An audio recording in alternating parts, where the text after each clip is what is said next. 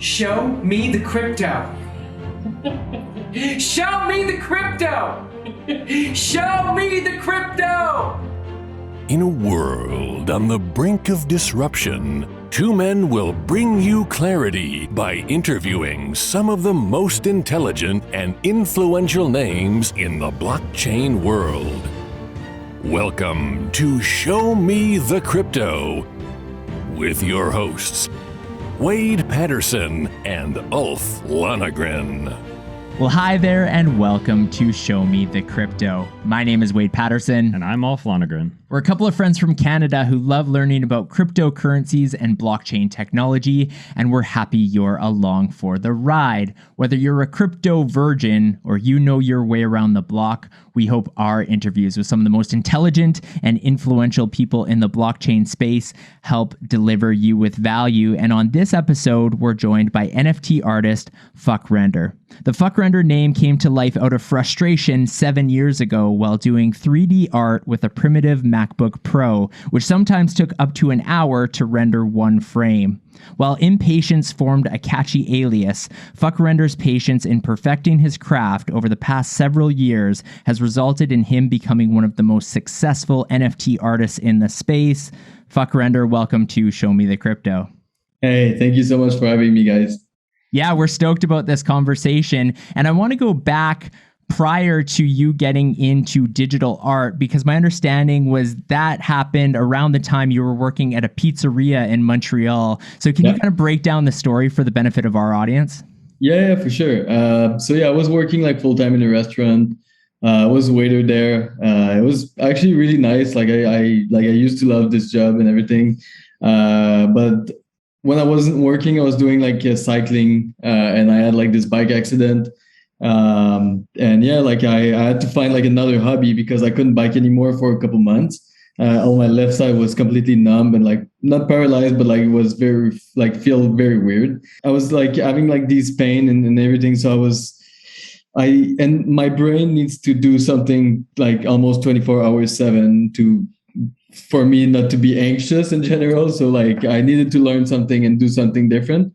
I just decided to learn how to do digital art and 3D art, and just for fun, basically. What kind of digital art are we talking about? I mean, obviously you can go check out your artwork today, but was it different back then? Yeah, so I was basically just learning how to do art, and I didn't add much style back then. I was just trying to mimic what I was seeing in real life or on Instagram and stuff like this. Just to learn the software, basically. Did you have to just jump into digital art? I mean, did you have an art background before that? Were you already familiar with more traditional forms? No, that just jumped right in. Art. The only art I did was when I was 15, 16 years old. I was I was taking these sweater and cardigan, and I was making homemade with the sewing machine cardigans and sweater, and I was selling that at my high school. So nice. That was the only art thing I did, but it's just because I never really wanted to work somewhere. So I was just always trying to make money doing random shit all the time.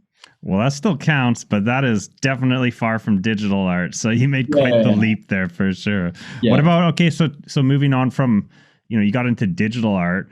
At what point did you become aware of NFTs and get into, and decide, hey, I don't just have to create digital art as a JPEG. Now it can be a NFT. That's actually a very good question. I mean, the first time I heard the term NFTs and stuff like this, I was really interested. I was okay, so there's a way for me not to be forced to do commercial work and execute someone else's vision.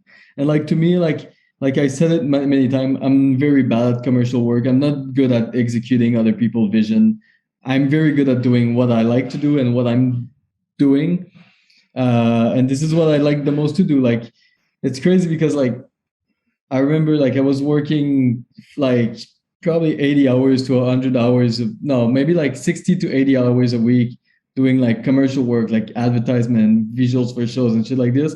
And I had 3 pretty fucking big burnout, and I was depressed all the time. And now I'm working on LVCIDIA and Fucker Stone and all this shit. I'm working 100 hours a week.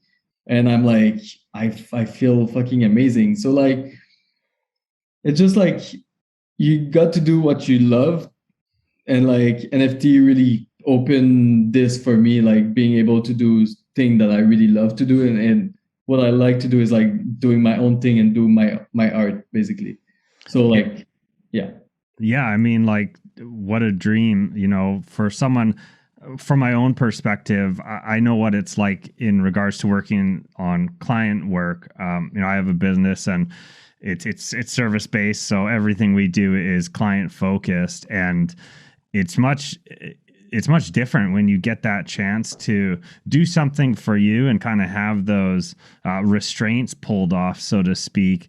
But the problem is not a lot of people can do that and actually make a living from it. Yeah. I think that's one of the great things about NFTs. I mean, that's one of the benefits they've provided to artists is an outlet to sort of make more of a option as a living with your artwork. Which is why I've became so annoying like on Instagram and stuff like this, because I'm only talking about this. So I feel like a lot of my followers like are finding me really annoying and shit like this. But dude, honestly, it changed my life so much that I really hope like it might not change everyone's life, but like if someone like read or like listen to what I'm doing and like start doing it and it changed their life, like I just fucking won, you know? Like this is what I want. Like I want people to experience what I'm experiencing right now. I want to kind of just quickly break down how I became aware of you. So we launched this podcast about a year and a few months ago, and one of our first guests was Cooper Turley, and he was on, and one of the questions we asked him, because at this time, it was like January, February, we were talking about like, what is an NFT? We were just trying to educate people because it hadn't become the ubiquitous acronym that it is today.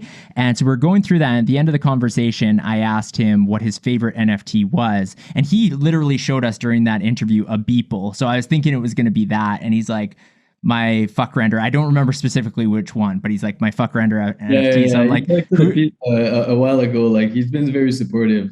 Yeah. So I saw this and I'm like, who is this guy? And at this point, I had never purchased an NFT yet.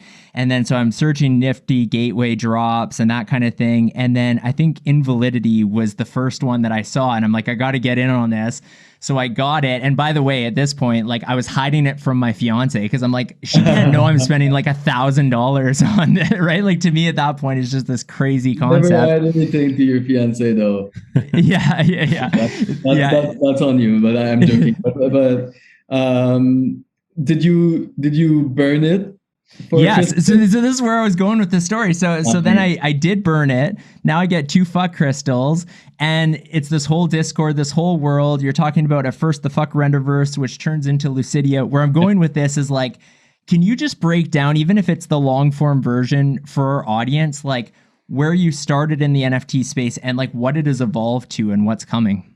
Yeah. So like I started like everyone, like we're just selling like image on like Super Rare and like Nifty Gateway, and like to me like there was something wrong. Not wrong, no, it's not true, because I think like still selling like image is fine, but like there was something in my head that was like it needs to be a little bit more, like it could be more. And I was like, how can I show my art in a different way? And I'm like a digital artist. I do digital sculptures, so it just makes sense for me to create like this fucking universe where people can just go see a virtual sculpture in the middle of like nowhere and it looks fucking sick. And you're just like seeing other piece of art and you can walk for hours in a virtual space and like you see all these sick like pieces.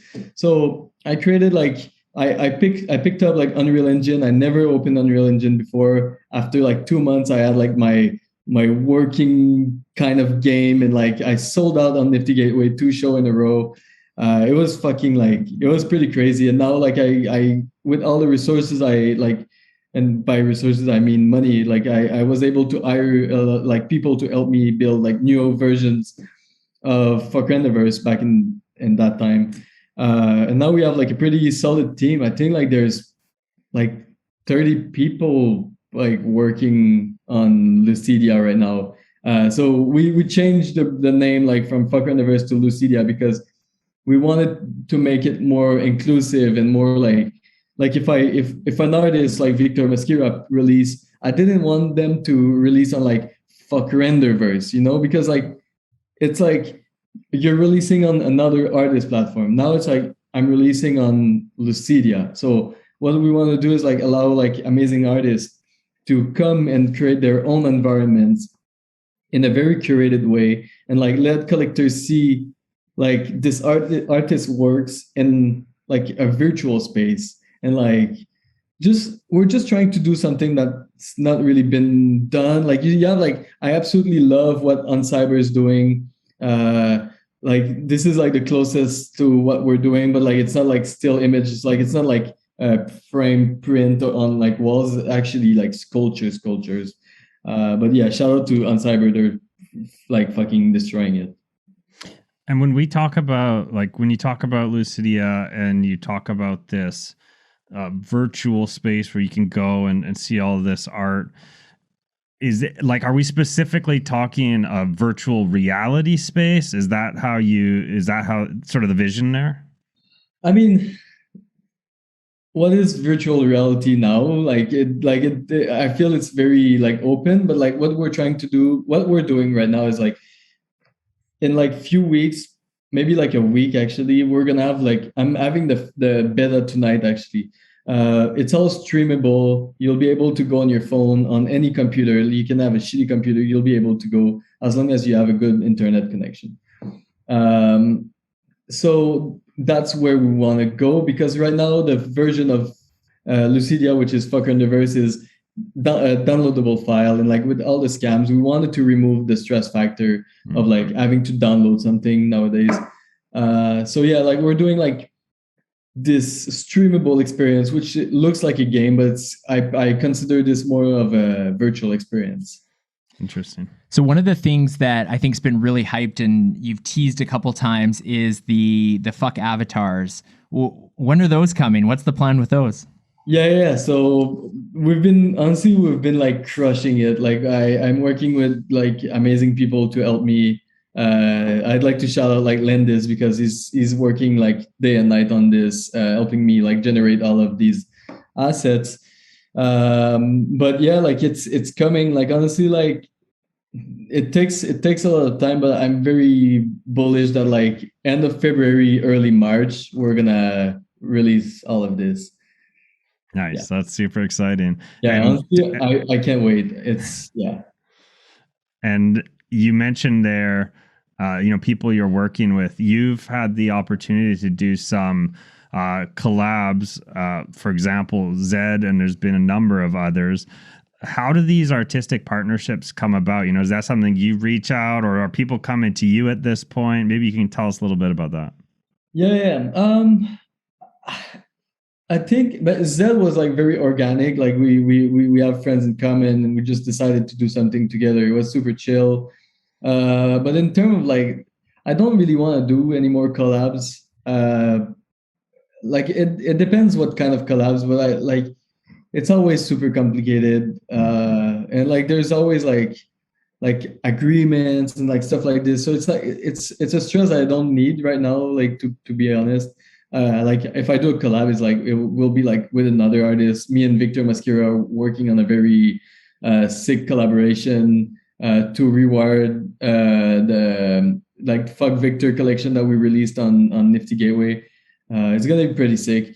But yeah, like it depends. Like I get it on like every day, like by celebs and like music artists and like brands to do stuff, and like I'm just not interested anymore like in doing this. I'd rather just do my own thing, honestly. And I'm stoked for like when like it's funny because like I see like an artist collaborating with certain brands and stuff like this. I'm like, oh, they have this because I turned them down. Like that's I like that, because like it makes me happy to know like someone is benefiting from this, basically. Right.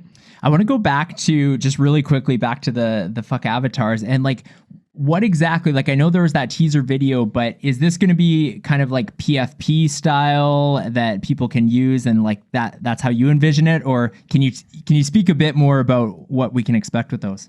Yeah. So like you guys probably know me now, but I don't like to do things like other people are doing. So that's why like It's called Fuck Avatars. They're not meant to be avatars. They're meant to be statues in LVCIDIA. This is what it's supposed to be. It should be like your, like when you go, like you see like in like certain region, you'll see like big statues of like certain gods of anything. These are like things that you'll be able to put on your land in LVCIDIA. This is how I interpret this, but we will let people decide what they really want to do with it. They can use it as avatar, but like it's not like it will be people will use it as a profile picture for sure, like that, that's for sure. And it's the goal. Like, don't use it as a profile picture, but I know you're gonna. Well, I mean, I'm stoked that they use it as profile picture, because like more people will see it and they actually look fucking cool as profile picture. But like, when I say like avatars, more like usable avatars, they will be usable, but not in the same way as everybody else does. We're trying to do something very interesting with them in LVCIDIA. Cool. And you're based out of Vancouver. Yeah. And Wade and I have learned by being in this space that the NFT scene in Vancouver seems to be a really big scene. There's lots of great artists there, and it only seems like it's growing. What's it like to be a popular NFT artist in Vancouver, and are you sort of in that scene? Is there a community there locally? Yeah, I mean, there's a big community. There's not a lot of events, and I personally work so much. Honestly, like I don't have time to go out, unfortunately, that much. And if I go out, I'll go out with Beige, my fiance, because I like being with her. So I don't know, like it's That's just like thing. we've been together 13 years. Wow. Yeah, so yeah, so I'm really proud. Like, yeah. Anyway, but yeah, I just like, if I have like time, I'll just spend it with her and like very close friends. So that's why like I don't do much events. But once the avatar will be out, like I'll definitely hang out more and like try to meet more people for sure. One of my favorite stories that came out, or not stories, but one of your posts that you had was when I think it was you had 4 of your Bored Apes that you were saying, I'm going to trade these and I'm trying to get a property in Vancouver. Does anyone want to make this trade? Did that go anywhere? Was that serious? Was that a joke? What was the situation? So yeah, Daily I've picked it up and like they made like this big story about it. I got reached out by a million of real estate agent, and like they were all like, oh, just sell them and give me the money. Like I was like, fuck you, dude. This is not what I'm doing. But no, like it didn't lead to anything like super serious. And to be real, like 4 Bored Apes is not enough for like a 1-bedroom in Vancouver anyway. Like like it was mainly just a joke, and yeah, it was actually fun and really engaging. Time will tell if 4 Bored Apes is not enough for a 1-bedroom. I don't know. We'll see. So what's your advice for maybe new artists who are jumping into the NFT space or thinking about it and haven't made the leap? I mean, it's a different space now. Obviously, things move so fast in crypto, and NFT is no different. So what do you think it's like for artists who are considering jumping in today, and what advice would you have for them? Yeah, I think it's important to like stay grounded and be like, this might take some time to do a sale, and like don't come in just to do sales. Come in to experiment. Come in to like fail. Come in to like innovate your art and bring your art to another level, because now you have like, it's not just your art, it goes with the smart contract. You can be so creative with smart contract, and like try to build a community, like be engaged with other artists, do collaboration, but don't come in and be like, oh, I post this artwork, I haven't sold for like 2 weeks, fuck this shit. Like good things take times, and like I even me, like I have one-on-one that has no bids, and like and it's been like a month or so. Like it's fine. Like everything takes time. I think my biggest advice is just like be patient, try to innovate, and do your art that you love, and like again, be so fucking patient. I feel like people are so impatient in this space. Like I received like DMs from like close, like semi-close friend of like, this fucking NFT shit is fucking bullshit. I minted a piece like 2 days ago. Nobody bid on it. Like, and like they're like, you should share it. So someone like pick it up. I'm like, no, like it doesn't work that way. Like I'm not gonna fucking share it just for you to like make money, because after you're just gonna always be dependent of people sharing your shit. Like just take your time, engage with people, and like, yeah.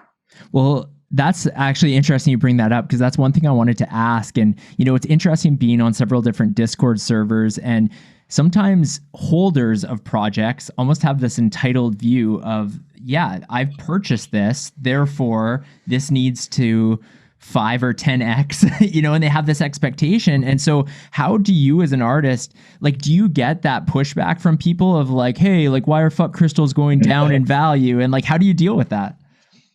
It was so fucking hard for me to deal with this. And I'll be like, I'm super transparent. Like it was doing me so much pain that I was waking up every morning with chest pain, like literally. And for this was for like 2-3 months in a row.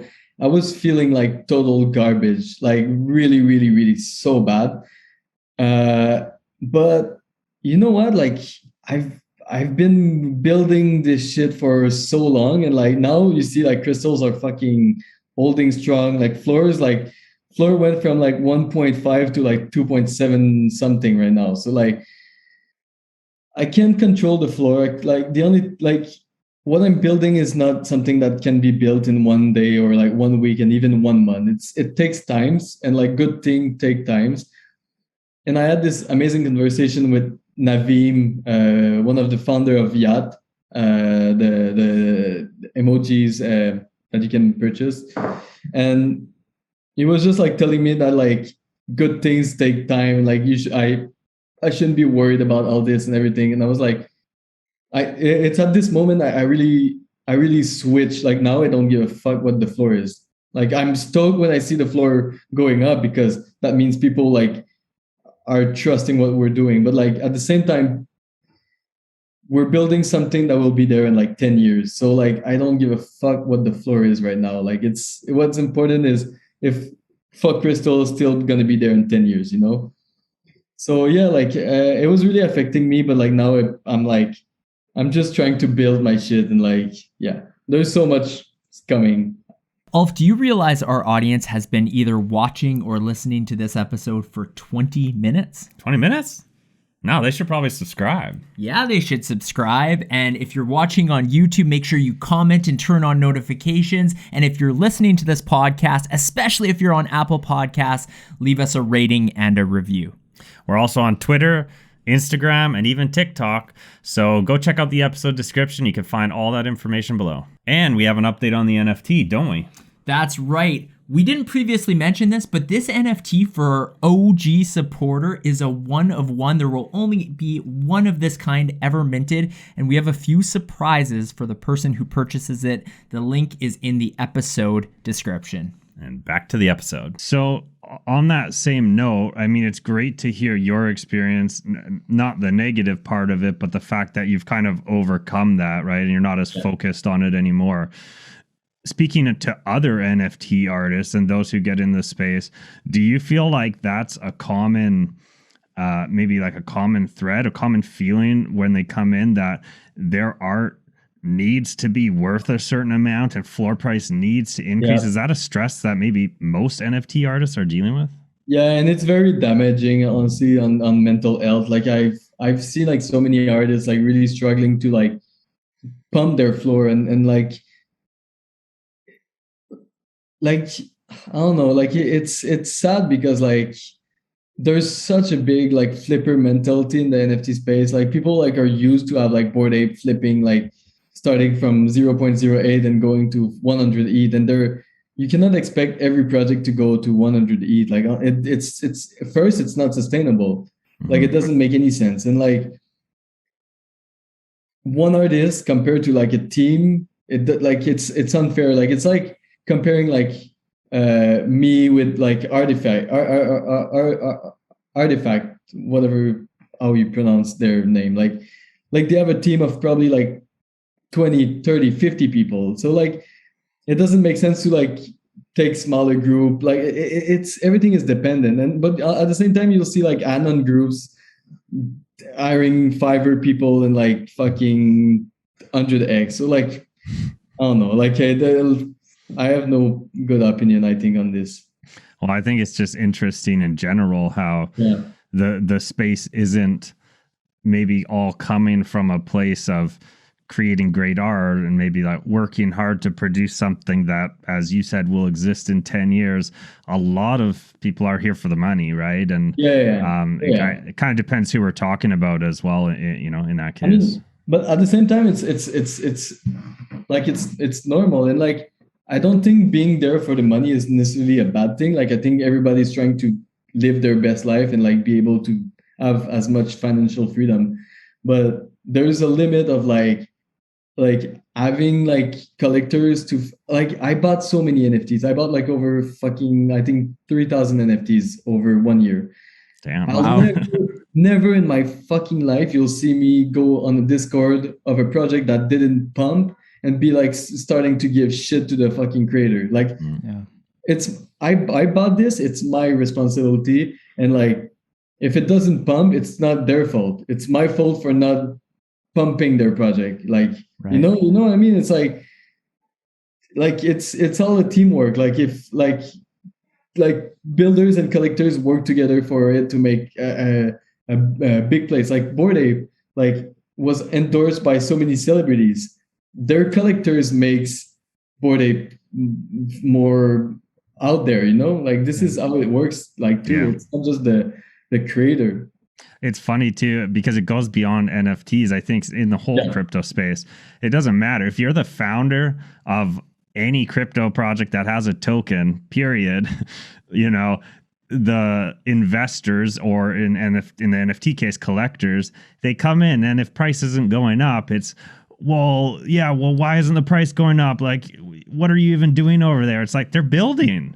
Like, exactly. Like it's like it takes fucking 1 week to build a metaverse. Or like a game. Like the funniest is like NFT project that are games, like actual, like not just like a shitty roadmap that like, oh, we're gonna do a game, like actual like Axie Infinity type thing. Like a lot of people complaining that their game is boring, but dude, they're working on something. Like it's not gonna take 5 months. It's gonna take like 4 years until Axie Infinity looks fucking sick. How long do you think every Ubisoft game takes to build? Like it's not like 8 months. Like people need to really chill in the NFT space. That's for sure. 100%.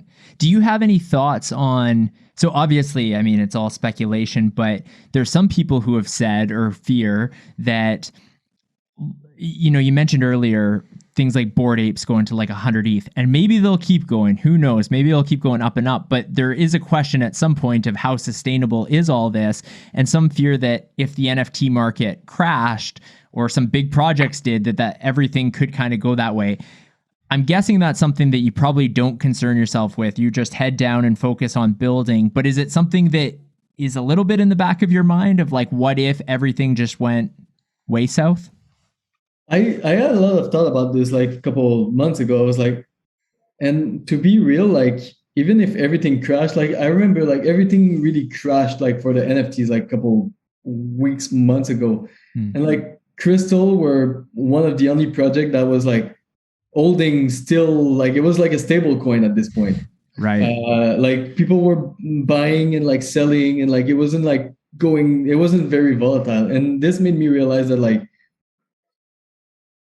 I'm building something that like people are starting to understand what I'm building, and they're starting to understand that it will take time. So like it depends. Like there's a lot of projects that will go to zero, that's for sure. I think 99% of NFT project will go to zero because they don't have strong fundamentals, they don't have strong teams. But like I don't like, even if like Bored Ape crash tomorrow and goes to 60 ETH, high chances it's gonna be 150 ETH in a few months. Like they're like Yuga Lab is not like gonna fucking stop working. I'm pretty sure they're gonna grind as hard as they can for for Bored Ape to be the biggest NFT brand. Like, I don't know. It depends. It depends on who you bet your money on. I think like G-Funk with like Pixel Vault and Punk Comics, like put Beanie aside, like he's a fucking true builder. Like I'm putting my money in this guy instead of like Anon project that I don't know the team and I don't know like who what they're doing basically. Yeah. It really depends where you put your money, like honestly. And one of those things you just mentioned was like fundamentals and how the projects with no fundamentals, those are the ones that'll go to zero. You also mentioned earlier community, and I tie those two together because I feel like in the NFT space, fundamentals in many ways relate back to building a community. You know, it's rare to see, I think, success in this space as an artist if all you're doing is creating an NFT of your artwork and then just like posting it and hoping it sells, right? Yeah. It's kind of like you also got to then follow it up and sort of help build and foster a community behind it. Do you feel that is that true? And what are your thoughts around that? It depends. Like you have pretty good artists like that are not really good at building community and like they're selling for a good amount of money. And I think it's like it really depends like what you're trying to do. Like there's like these one-on-one artists that like will perform well even if they don't have a strong community. But like it really depends what road you want to do. But like I do think like having a good community is important. I personally love community building and like I'm every day on my Discord talking to my collectors and talking to people that are not my collectors yet. Because I think it's important. Like I wouldn't be able to create LVCIDIA without my collectors. So like I'm gonna go there and like spend like 30 minutes a day talking to them and like interacting because I like them. Like people are fucking nice on my Discord most of the time. Sometimes there's like flippers. So and when I see them, I try to troll them a little bit, but yeah. Nice. Have you? So another issue that comes up from time to time is infringement. And so sometimes you'll see people do these NFT drops and then people will literally just copy them, create their own. Have you had to deal with that at all? Have you had anyone taking your work and trying to profit off of that? I mean, not as like collection, but like there's a lot of like I think I'm there's a lot of people copying me, especially like on Instagram, and like I've seen like a lot of like fuck render inspired stuff on like Foundation and like Makerspace and stuff like this.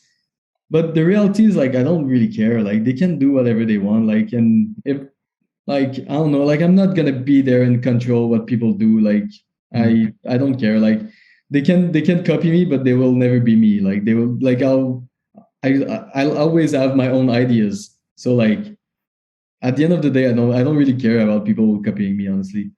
What about like when it's maybe not copying you like as in similar, but actually, you know, creating NFTs out of your artwork and trying to scam others, you know? Is that something that you feel a certain responsibility to try and protect your community from?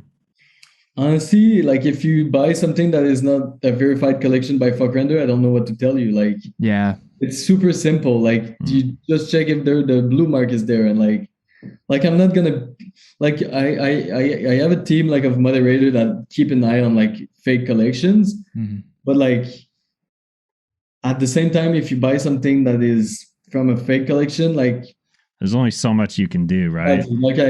Like it happened to me like to buy from fake collection in the past, and it's part of the game, honestly. Like you just need to be really careful, I think.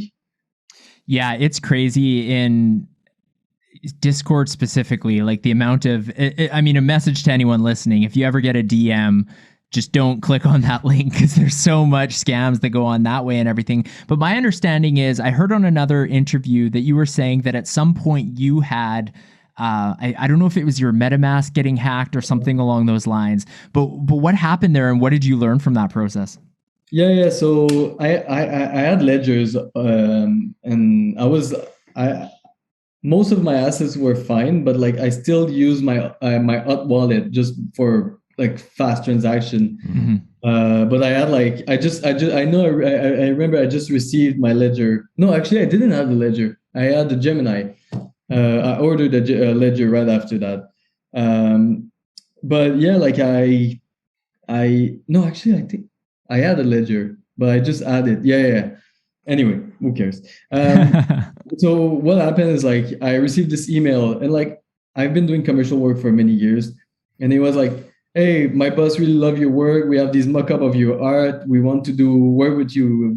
Are you interested? I was like, oh, fuck yeah. So I opened that link, and it was a fucking screensaver file, and they emptied my whole MetaMask, and they were like, oh, give us your 2FA for your Gemini, or they were like blackmailing me, and I was like, fuck you, dude, I'm not giving you shit. It was really scary, honestly. Like I remember like my art was pounding. I was so white, and I was like shaking and sweating, and like even today when I think about it, I'm like, fuck, this was so fucking sketchy. So now, yeah. But yeah, like they took 40,000 axes, which is like $4 million right now. Shit, damn. It was like 350K back in the days, though. Oh my god! Wow. So sorry to hear that. That's actually so crazy, like dealing with something like that. Yeah, honestly, but like it's weird to say, but it's probably one of the best things that could happen to me, because I learned so much, and like I got to be closer with Manifold, where they really taught me more, and like they really gave me a very good like cybersecurity course, and this has like no price, honestly. Like can you give us like 3 quick tips or something? I mean, for someone who's gone through it, right? I think a lot of people don't give it the attention or seriousness that it deserves until after they've gone through it. But maybe you can give us a quick few tips for our listeners. So yeah, even if you think it's not gonna happen to you, it's clearly gonna happen to you. Like even my friend, like the other day was he wanted to go on Decentraland, and it was a fake Decentraland page, and it's like, oh, log in there, enter your seed phrase, and he fucking entered his stupid seed phrase. So I think the main tip is like no one will never need your fucking seed phrase. So don't ever type it anywhere. Just have it on a piece of paper and put it in a security deposit box. Not even in your own city, like just for safety. Like do this. Get a ledger. Ledger is super important. And yeah, don't interact with people you don't know. Like don't click on links. In that case, was the main like the real trigger point where they got control? It was opening that file. Is that right? Yeah. Gotcha. Yeah. I want to ask you, what is your, other than, I don't think you would answer this anyways, but other than anything that's like your own project, what is your favorite NFT that you own? I think it's the frog penis. Yes. Yeah, I think it's the frog penis. Yeah, no, but for real, like, I think this one is actually really funny. But favorite NFT, like I own so many like one-on-ones like that I really like. Like I have a D-Phase that I really like. Dude, I have so much shit, honestly. Like, do you have any that you show off physically at all? That's something we've talked about a little bit before with some of our guests. Yeah, every time I'm a little bit drunk and I'm at a bar and like I meet new people and they talk to me about crypto, I show their frog penis. That's that's your favorite then, for sure. No, I in terms of collection, I just bought like that Skelly doodle that I fucking love. Mm-hmm. Like I love Burnt Toast, and I absolutely love like Evan and like the old doodle team. They're so smart, and they're like, these are builders. Like this is where I'm safe. Like I'm fine with giving them my money. Basically, this is no financial advice. But yeah, like there's so many amazing artists. Like the piece that I like I really love like Beige, my fiance. She's so fucking good. Victor Mascara's fucking insane. there's so many sick artists. Yeah, like honestly, just go see my Nifty Gateway profile or my OpenSea profile. Like most of the stuff that you'll see there. I need to do like a proper on cyber with like my art though, like my the thing that I collected. Yeah, that would be awesome. So we're getting to the end of this, and one of the questions I'm interested in from your perspective, I mean, things have already moved so fast from NFTs really gaining popularity from when you got into the space to today. But what do you think the future holds for the NFT space? Oh, I think it's we're going to zero, man. There's no NFT after this year. No, I'm kidding. Well, we got a good 12 or 11 months left. Yeah. No, honestly, like I truly think that it's the future. Like I can't wait like for games to really adopt it. But I'm really excited to like the medical field to use the blockchain for like encrypting blood samples and like research documents. This is what interests me. I think like right now we see like arts and stuff like this and like collectible. I don't think like these collectible projects are sustainable. I think only few will last. But I truly think like in a year from now, there won't be as many 10,000 collectible drop going on. I think we're going to see like a huge shift into something different, more actual utilities and like actual proof of like usage. I can see like movie tickets to be NFTs in the future and like membership passes and like I don't know. I don't think it's not going to be like collectible project anymore for sure, like that long. So before we get into this last part, I'm just curious then, and I guess it's a little bit depends on the artistic, what the person's vision is, but if somebody is, let's say there's an artist listening to this episode who's interested about getting into the space, would you lean them one way or the other in terms of a lot of people do drop like a 10,000 piece collection? Would you steer them toward the one of ones, or is that just kind of completely up to where they want to take it? Yeah, it depends, honestly. Like you see, like I used to sell like one-on-one for like very high prices, and I feel a lot of collectors were like pissed at me for doing more editions. But I think it should be the opposite. Like the more people that enjoy my art, the more these one-on-ones should be worth more, you know? So I think both ways are good. Like I do think it's important to like if you like your art, you should let other people like it. So like I don't like only doing exclusive stuff because at the end of the day you're limiting the amount of people to collect your art, and like I'd rather have like a lot of people collecting my art than just like have 5 extremely rich people fucking collecting my shit. I don't give a fuck if you're rich or not. Like I want like everybody to enjoy my art. Like I don't like. So yeah, it depends honestly. Like some people want that like to be like only with the rich dudes, but like I don't know. Like to me, if I had to choose again, I would do the same thing. I would like a mix of both basically. Like I think one-on-ones are super important because they're more like a piece of art, but like these collections are good for bringing community and like it allows you to experiment and like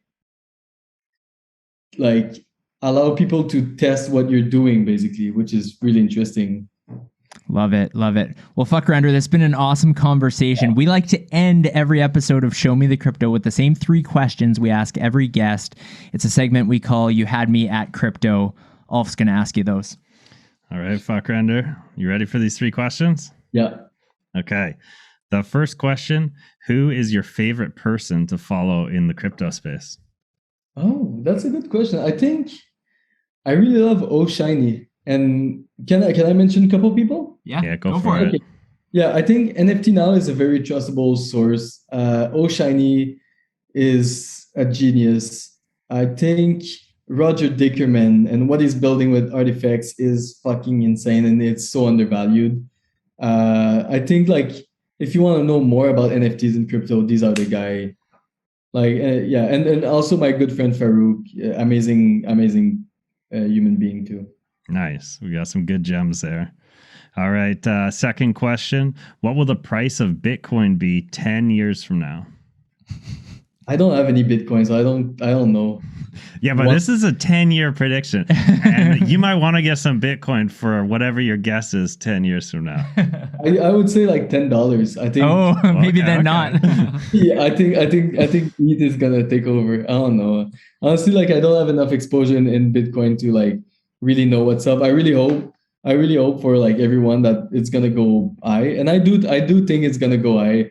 I think it's gonna go adjacent with ETH and other layers and blockchains.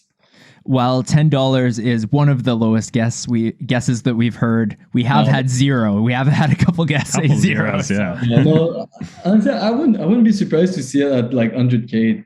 To be real, I think it's like the historical value of Bitcoin will be important in few years. I don't think it's going. I don't think it's going down. I think it's going up. Nice. All right, the third and last question here, and you already alluded to an answer, but I'm going to ask it. Yes. What is your favorite type of penis? Frog penis. Yes. Okay. No. What is the most underrated coin or project in all of crypto? I'm not really into coins. Like the only coins I have is like lit, and so it's so silly. But I don't know. I think Dead Fellas is highly undervalued. Crystal is of course highly undervalued. In terms of coins and like even like Axie Infinity, I feel like they've built something so huge, and like not a lot of people talk about Axie Infinity, but like I don't know. I think I like their project really got me into crypto and like NFTs. Like they were the first coin I bought when I started NFTs in crypto. So yeah. Wow, love it. Well, we really enjoyed this conversation, FVCKRENDER. Thank you so much for being on this episode of Show Me the Crypto. Yeah, thank you so much, guys. Thank you for listening to Show Me the Crypto. Please make sure to subscribe as well as rate and review this podcast.